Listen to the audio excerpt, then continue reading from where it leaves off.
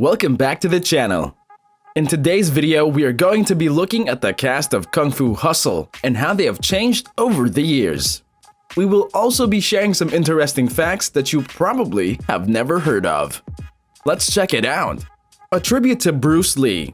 The landlady, when seated between the boss and his assistant, mimics gestures of Bruce Lee, similar to that in The Return of the Dragon. The gesture is, she wags a finger at the boss, then closes both fists, cracking the knuckles of the right fist. She then jerks her head up, upon which the boss nods.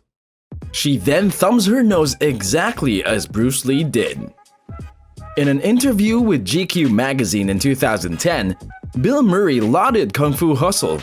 He quoted that, "It is the supreme achievement of the modern age in terms of comedy." He also said that on the release of this movie, it must have been a morning for American comedy. The name Pigsty Alley is a mockery of the Chinese name for the walled city of Kowloon.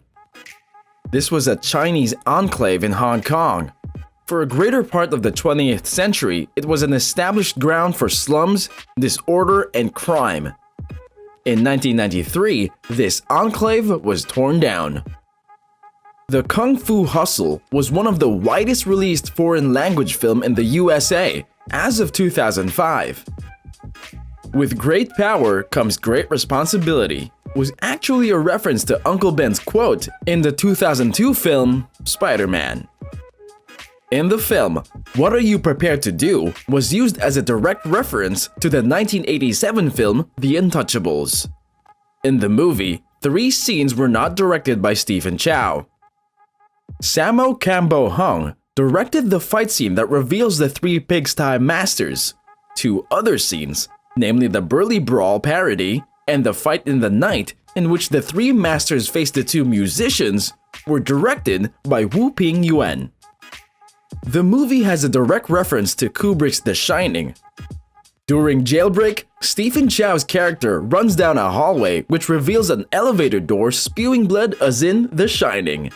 In one scene, the landlord and his wife are shown through their window cha-cha dancing. This is a tribute to the 1958 Hong Kong National Cha-Cha Championship winner, Bruce Lee. The dubbing and subtitles in English are entirely different scripts. In some places, the phrasing is changed while in many others, entire lines have been rewritten with different references and jokes. It is no surprise that the dominating landlady's superpower is the lion's roar.